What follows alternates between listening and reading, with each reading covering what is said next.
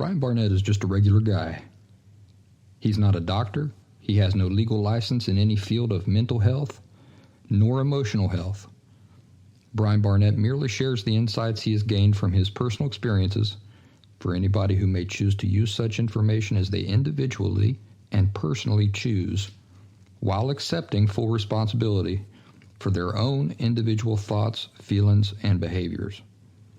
Brian Barnett assumes no responsibility whatsoever for anybody's individual choice to expose himself or herself to any information that Brian Barnett shares, and by listening to this program, you are acknowledging that you, and only you, are responsible for your own thoughts, feelings, and behaviors.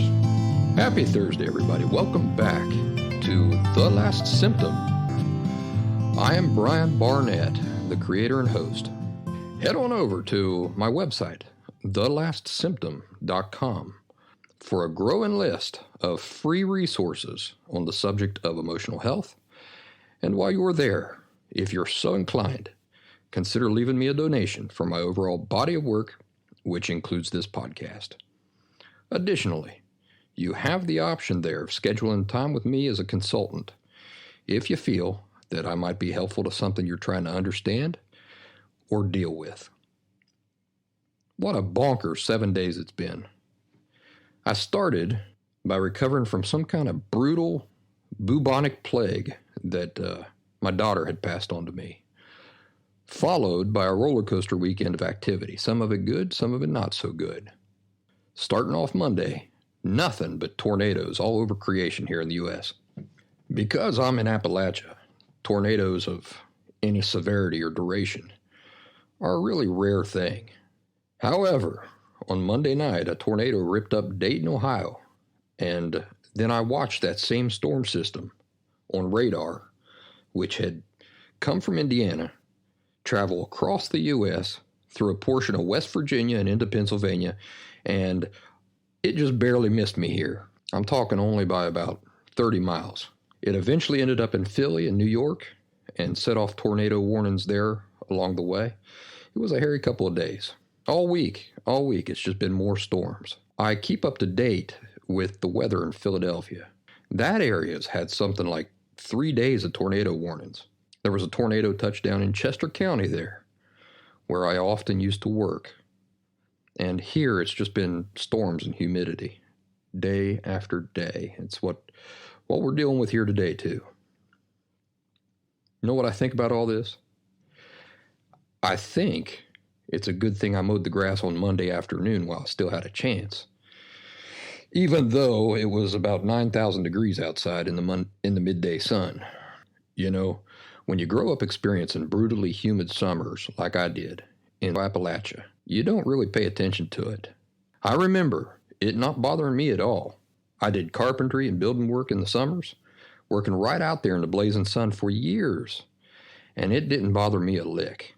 But then I was away from it for 20 years, and I just come back a few years ago, and I will be honest with you, I really hate it. Of all types of weather, definitely humidity is hands down my least favorite. As a lot of you know, I'm an avid year-round wilderness backpacker, and my attitude is that I love all the seasons equally. But although I can handle lugging the 25 pounds of gear on my back for 40 miles, and the deer flies snapping all around my face and flying into my open mouth, and the constant risk of sudden thunderstorms at the peak of every mountain, as well as the timber rattlesnakes trying to crawl under my blankets with me at night, or the packs of coyotes getting too close for comfort, I draw the line at humidity. The humidity is what makes it all miserable. The rest, it's all piece of cake. But for us, here, now, it's time to talk about things related to emotional health and genuine recovery. The topic for today, as I've been teasing for a couple weeks now, is your sensitivity to blame for your borderline personality disorder? We're going to get right into that here in a second, but first, let's talk for a minute or two about your parents. In regards to your parents, is there such a thing as only one of them being responsible for your borderline personality disorder or whatever emotional unhealth you now live with as an adult? Well, let's discuss for a minute what inherent responsibility is.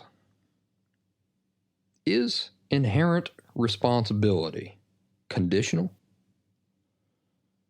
In other words, is inherent responsibility dependent on what somebody knows or does not know? Is it dependent on whether or not they want the responsibility? Is it even dependent on whether they ever recognize or acknowledge it as their responsibility? The answer to all these questions is no.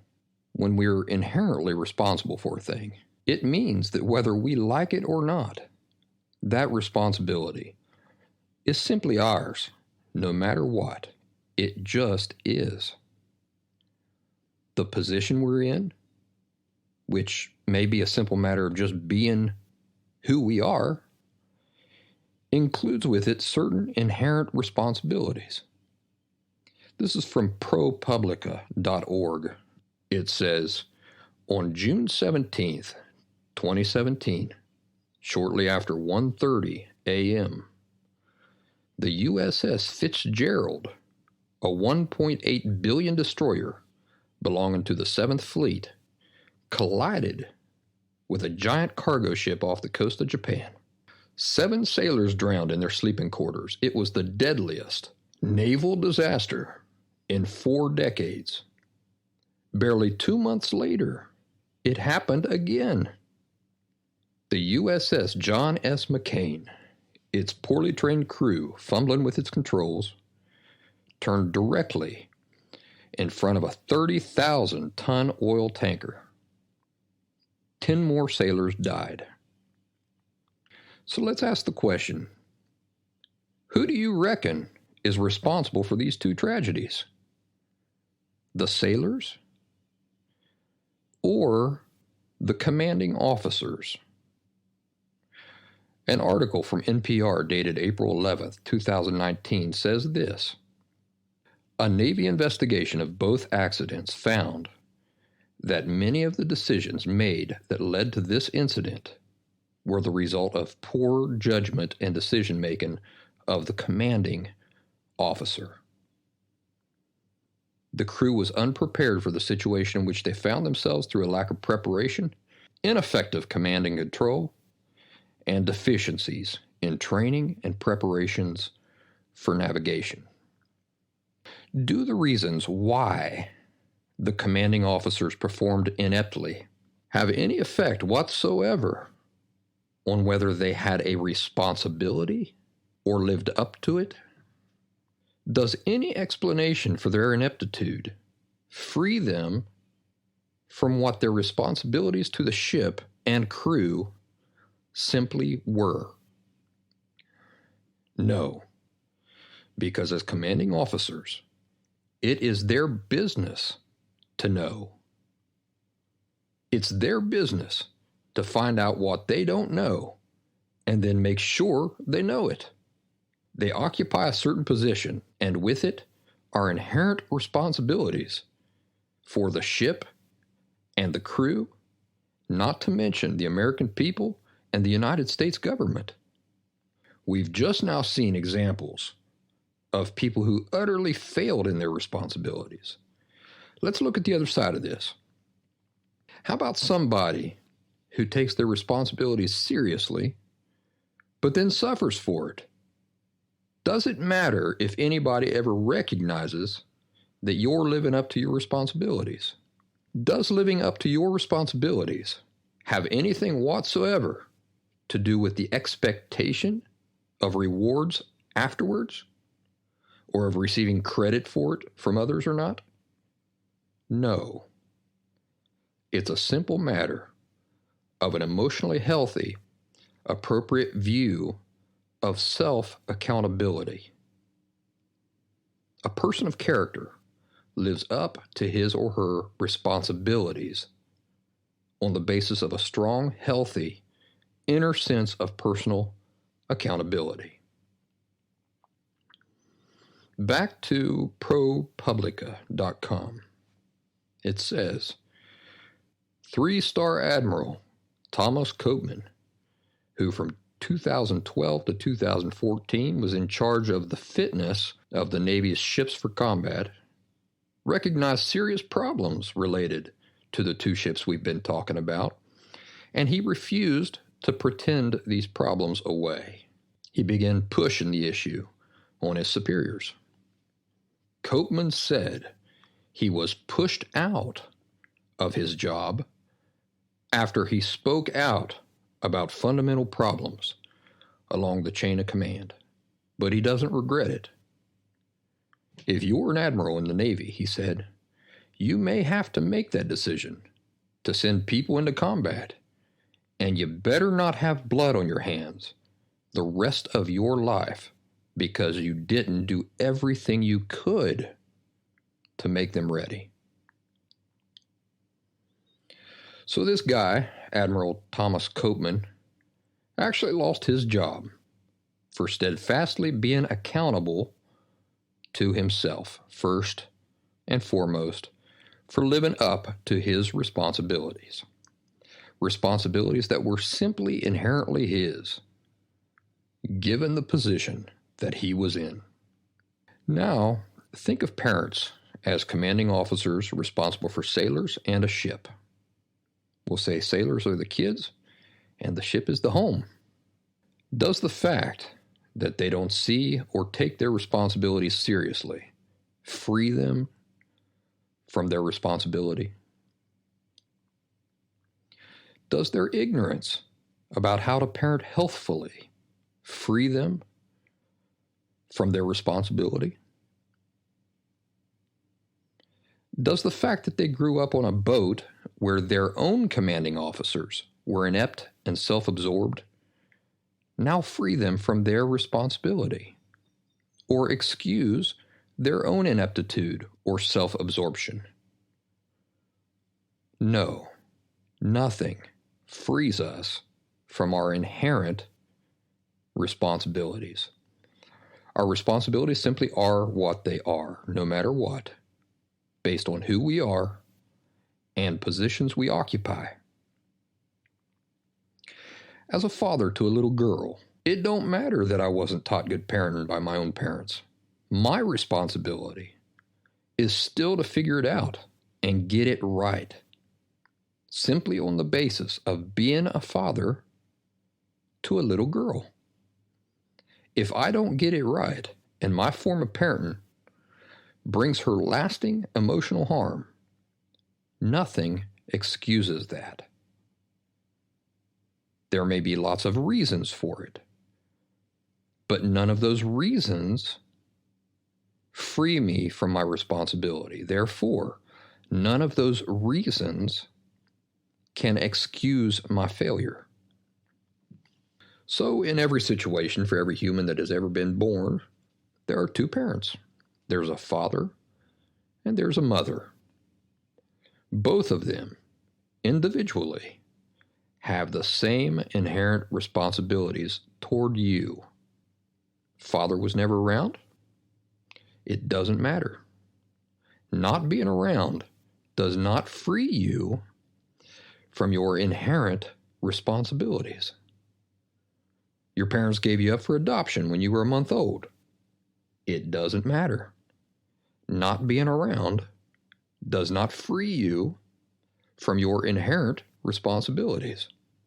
And in such a case, if you're adopted by a couple, then you have 4 people who are inherently responsible to you. If you were adopted between birth and 4 or 5, and you now have borderline personality disorder, this means you were emotionally neglected and abused by 4 people who failed in their responsibilities.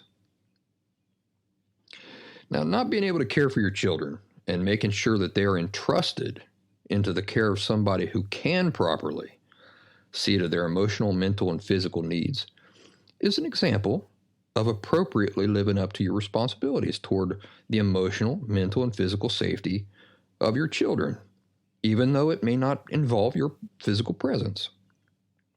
But just because you may no longer be legally responsible for their needs after the adoption does not mean that your moral responsibility to them has ended.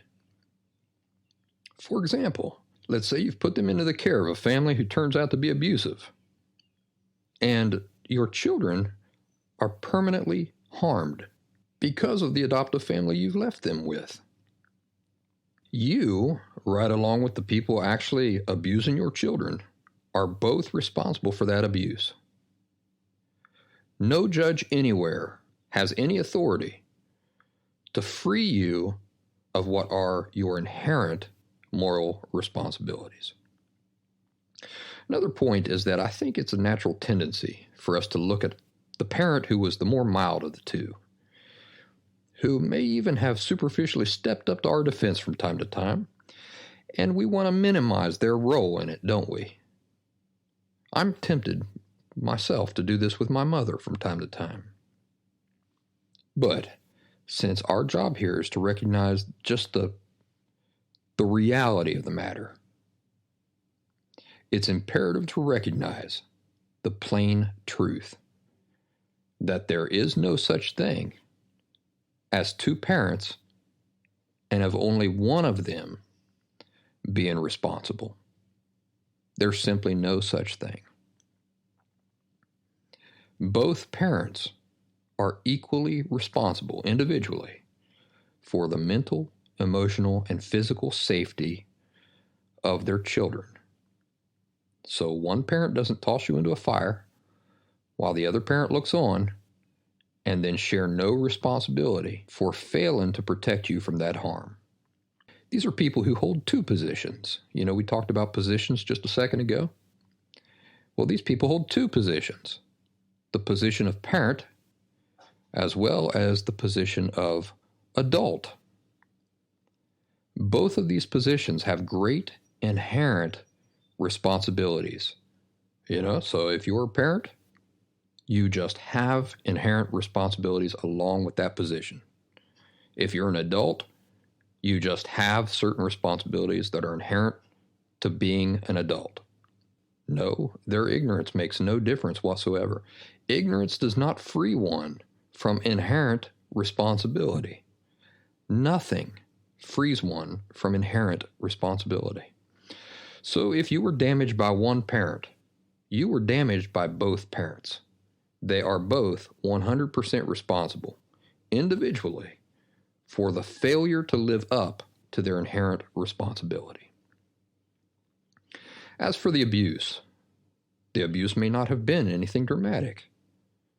It may have only been in the form of subtle, distorted perspectives and attitudes that your parents carry around. They pass this on to you. If so, your parents still live on that same foundation. Their perspectives toward the nature of feelings and life are the same today as they were 30 years ago. They haven't changed. And how do I know that? I know it because the perspectives we use to interpret life since the time we're practically babies don't ever change on their own. These are not like opinions that we carry around and then you read a news article and suddenly your opinion changes. What we're talking about are fundamental perceptions of how we view the world, feelings, the nature of self, and these sorts of things. It forms the very foundation of who we are as people. So when you're out there trying to see clearly the influences that were at play in your childhood, you don't have to remember specific instances of abuse or neglect in your past.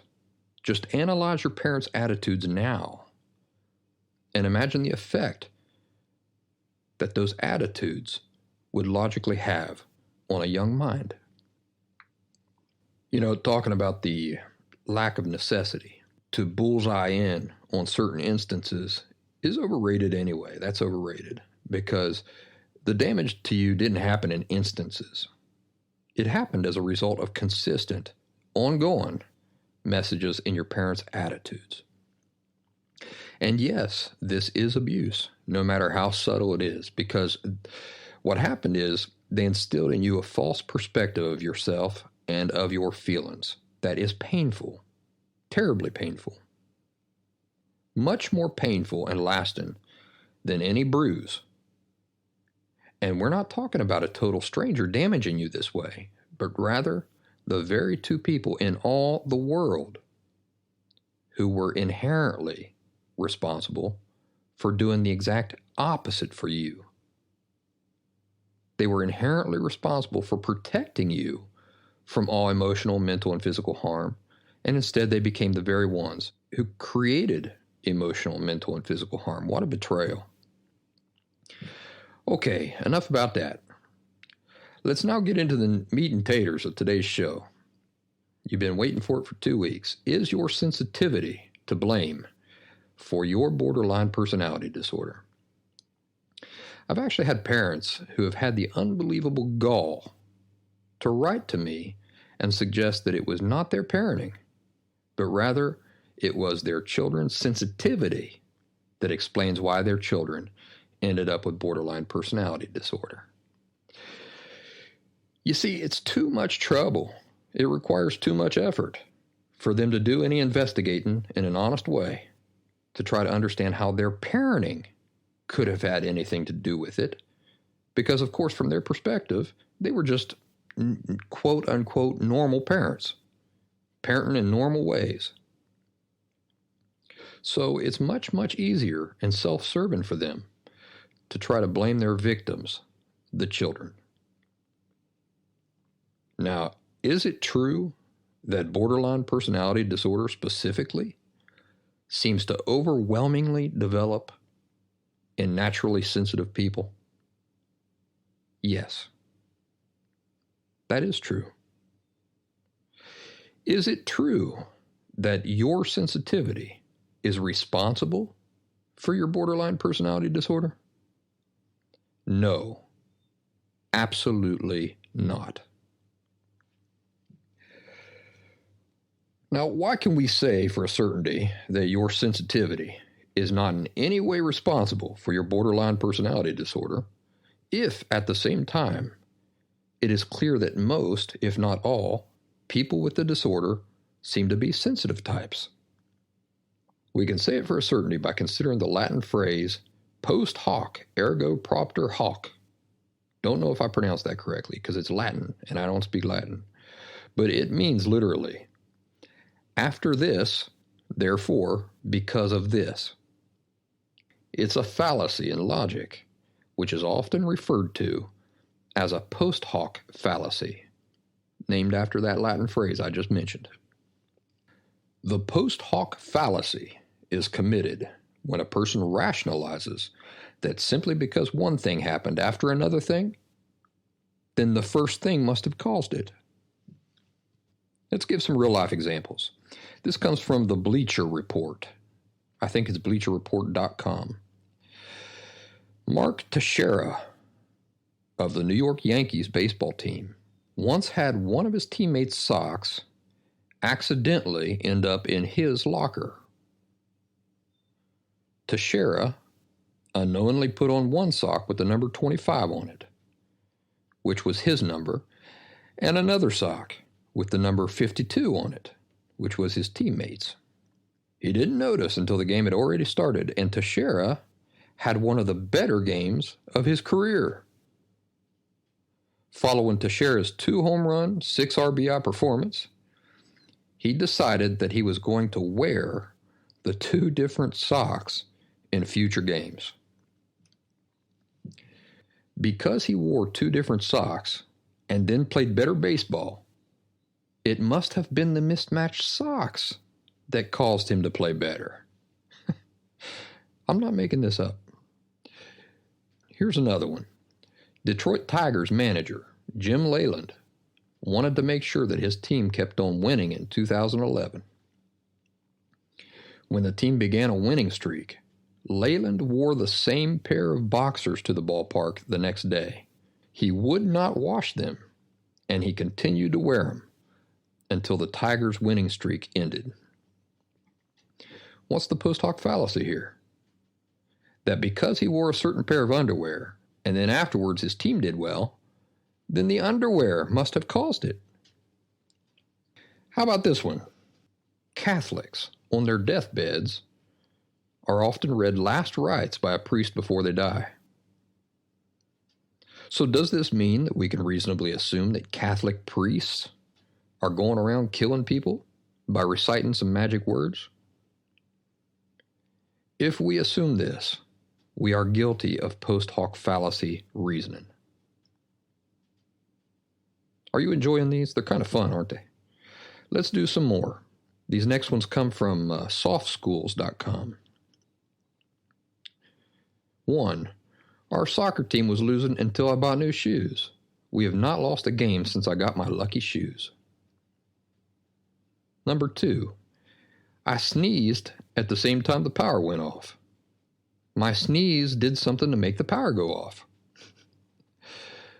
Number 3. The football team lost last week, and now this week's pep rally's canceled. I can't believe that the principal would do that.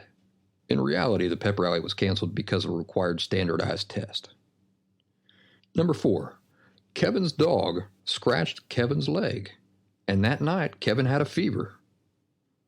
Kevin concluded that his dog must have infected him with something. Number 5. Lois and Jan did a snow dance one afternoon, and it snowed that night. They claimed to have brought the snow.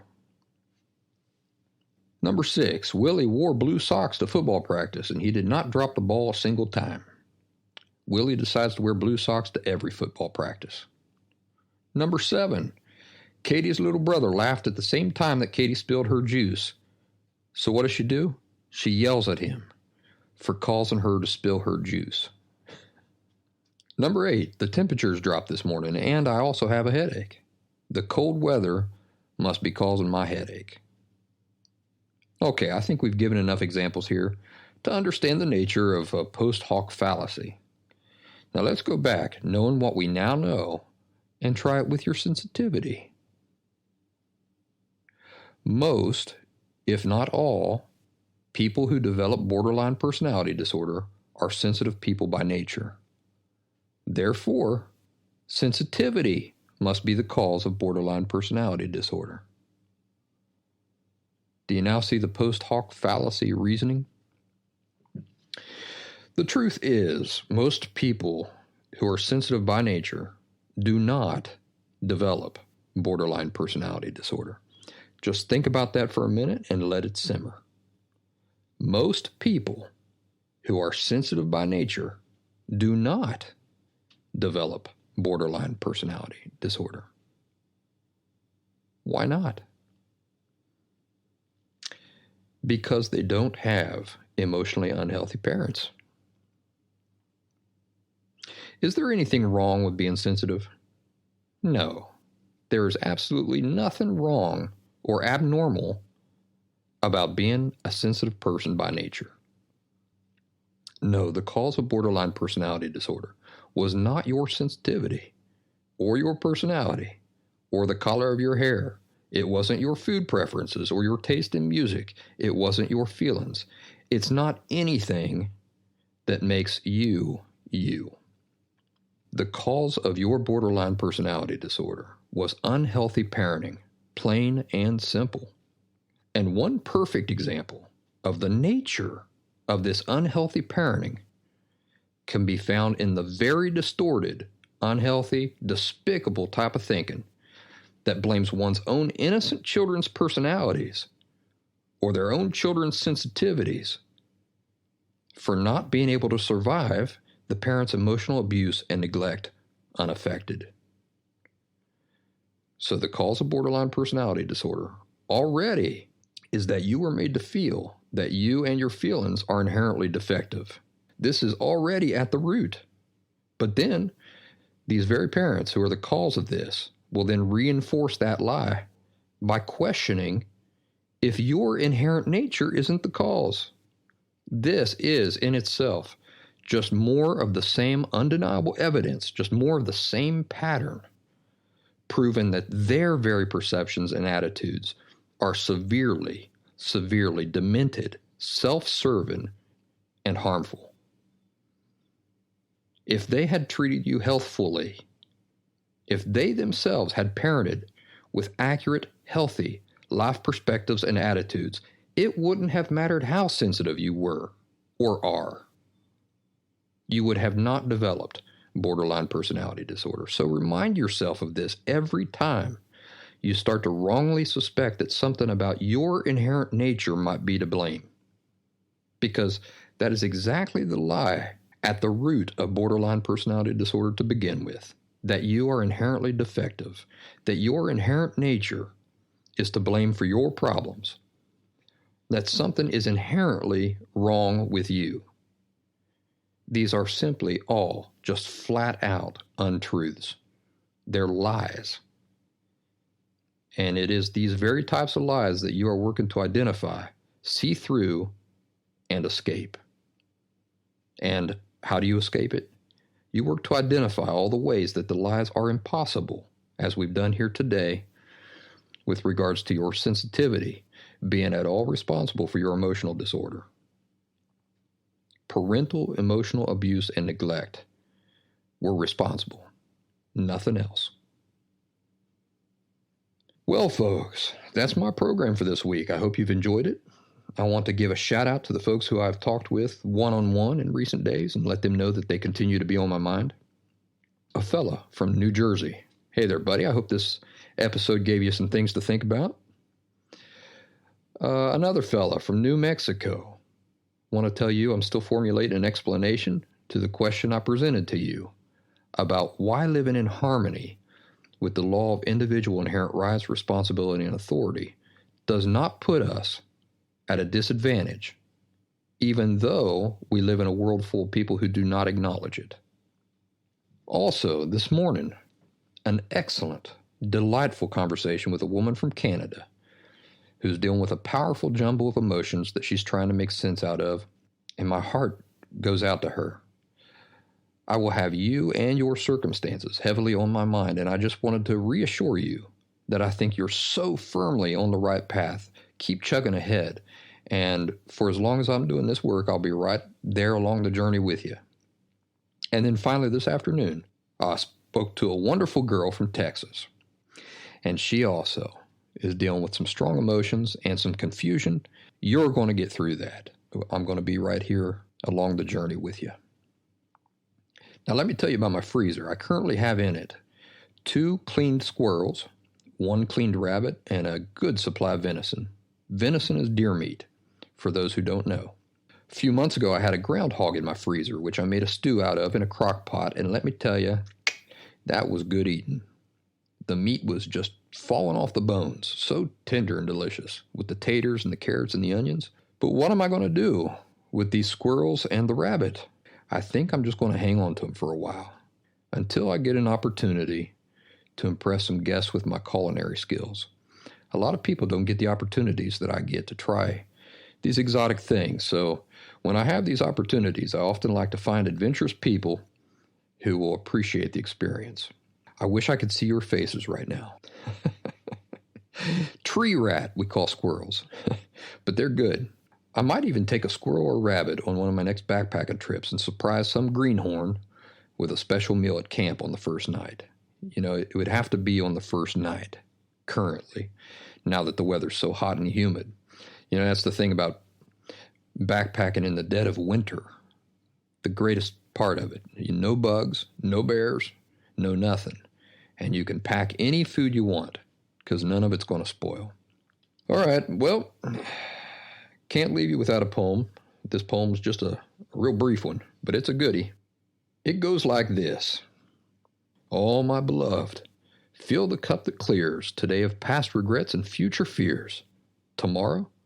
Why, tomorrow I may be myself with yesterday's 7,000 years.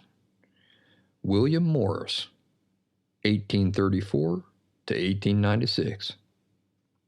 Folks, I hope you have a wonderful week. Stay out of the tornadoes. Stay out of the rain. We'll get through this. Blue skies up ahead, and we'll all meet there. This is Brian Barnett signing off. As always, thanks for listening.